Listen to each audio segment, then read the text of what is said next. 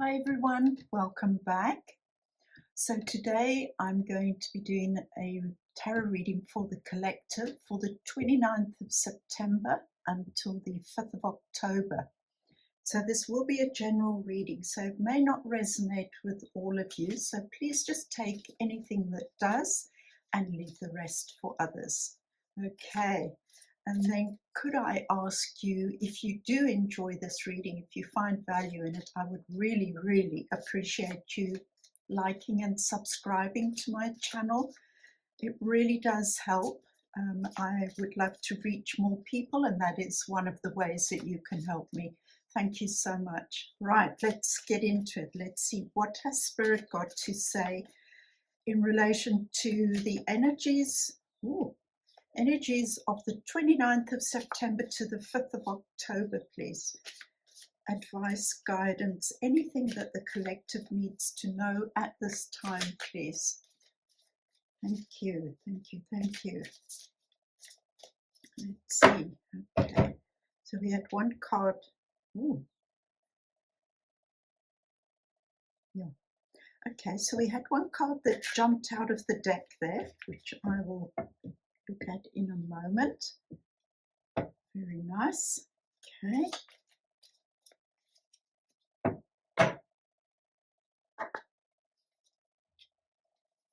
Okay.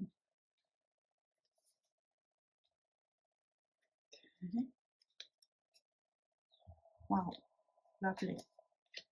Beautiful. Wow. Okay, let's see. Ah, stunning, stunning energies. Gosh. Okay. So let's start with the card that jumped out. It's the Nine of Pentacles. Beautiful energy. I mean, this is someone who is self-sufficient.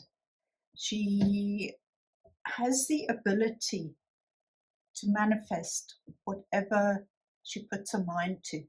She's got the skills, she's got the knowledge, she's got the talents, she's got wherewithal, opportunities, whatever she needs in order to create a life that is self-sustainable. She's like an entrepreneur, if you like, a very, very successful entrepreneur. She's got all the skills that one would require in order to maybe start a new business, a new venture that becomes financially viable and successful, lucrative. I mean, everything about her is successful. She doesn't need anyone. She's basically transformed her life.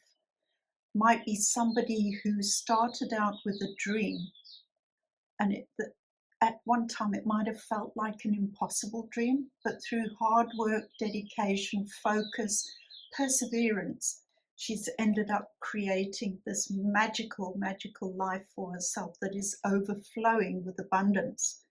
So that is a special message from Spirit to let you know that this is the potential that's available to you. Okay. Bottom of the deck, supporting that, which is fantastic, is the Ace of Wands. Now, Ace of Wands is about, again, it's about bringing something that was just an idea down from the unseen realms of ideas and visions and potential down into the physical realm where you start taking actual steps towards making something happen. Now, as this is an Ace of Wands, it's something new. It's a beginning of a cycle of creating something. And because it's a fire energy, it's probably going to be something that you haven't tried before, or you're taking something that you've been trying, but you're going to do it in a different way. You're going to have an inspired idea that will give you a different perspective on how to take this idea forward. So that's brilliant. That is the energy that is overlighting the reading. Then the first of the cards I've drawn, the Eight of Wands, which is amazing because this is fast moving energy taking you in a particular direction. You can see they're all moving in the same direction, and they are moving, they've got a focus. like, you know, when a sportsman throws a javelin, he's pointing it at a particular spot on the field. That's what he's aiming for. And these eight, because they're eight, this is all about the physical realm as well. It has that energy of the physical, of infinite potential, basically. Okay, if you turn eight, the number eight, on its side, it becomes the infinity symbol, which is like infinite potential, basically. So that's very encouraging that with the Nine of Pentacles, the success card, you've got the Ace of Wands, and now you've got the Eight of Wands as well. So it's like if you take on this Ace of Wands energy, you create a really laser focus about where you want to go with this idea. You've got that energy there supporting your idea, and it will help you move in that direction, and it'll be quick. It will move very quickly. Okay. Next to the Eight of Wands, we've got the King of Pentacles, but he's actually in the reverse, which is interesting. It's, you know, that the King of Pentacles, although he's very successful, he can be quite a slow moving energy. And it's almost like now, because it's next to the Eight of Wands, it's like, no, don't hang around, don't overthink. Just take what you want to create and just get on with it. Just start moving, take that leap, follow your own inspiration, your ideas. Don't worry about what the world says is the way you should be creating something. Trust your own intuition to guide you as to the best next step to take on this particular path. Okay, because in the middle of the reading, anchoring the energy, you've got the King of Swords. Now, the King of Swords is a man who has very high intellect. He knows how to use his logical mind to get to the bottom of things, you know, to take a complex idea and maybe break it down so that it's more understandable, easier to work with. Can be a highly intellectual person. So you need to, if that resonates with you, what you need to do is take that complex idea and bring it down in a way that makes it manageable in a physical sense, something that you can create tangible steps for, that you can now take this idea that you've got and turn it into something material, manifest. Okay, if you do that, what you're going to achieve is the Ace of Cups. I mean, how fantastic is that?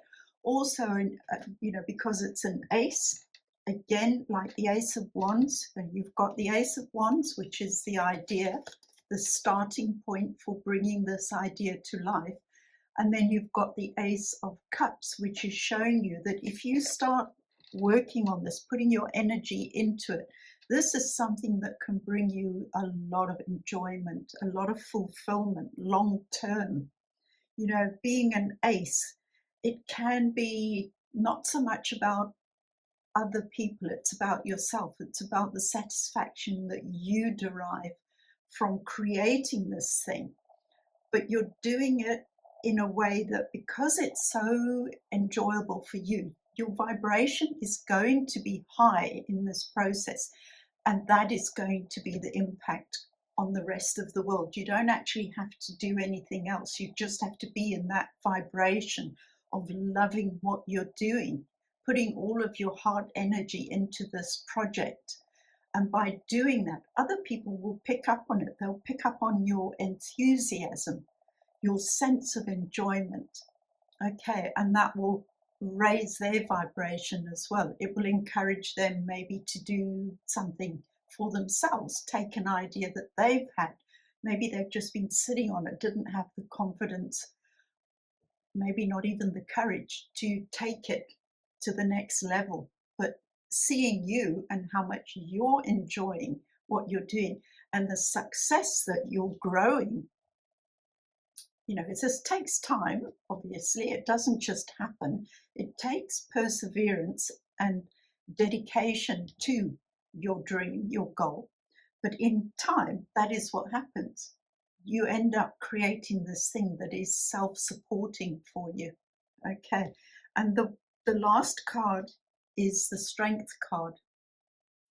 Now, this is all about your inner world. Okay. It's about bringing forth into your life, into your everyday world, particularly into this project, a very balanced approach, because the Strength card, although there's a lady there, the lion also can represent your ego, or there's an element, not or, it's both, ego, but it's also the male feminine aspect within you. It's about bringing forth that your intuition, trusting it absolutely, but taking that lion energy, that courage, and bringing the two together, because in that way you create a beautiful balance of masculine, male, and female energies that you bring to this process. You need both in order for this to be successful. But what it also does is, when you work with the Strength energy, which by the way is also an 8, so you've got 2 8s here. You've got the 8 of Wands and you've got the Strength card, which is also an 8. So it's about the material world, bringing that earthy energy into the mix, where you are, even if your ego mind starts filling you with doubts, and your little voices that sometimes creep in and say, are you sure this is the right thing to do? Are you sure you want to get into this? It can fill you with self-doubts. If you work with this number 8 Strength energy, what you're basically doing is taming that ego voice. You can't destroy it. You can't get rid of it. We actually need our egos in order to operate in the world and to learn a lot of lessons that we came here to learn. The ego helps us with that. But in this instance, it's about taming the ego. So not being egotistical, not thinking, I'm the greatest. It's about having humility within this process of understanding that everything you're doing is being supported by the universe, that you will get the inspiration and the encouragement and the opportunities, the synchronicities, whatever you need. They will show up in divine timing and will be entirely appropriate for supporting you in this endeavor. Okay, so I hope that's helpful, and I look forward to joining you again soon. Okie dokie. Blessings and love. Blessings and love.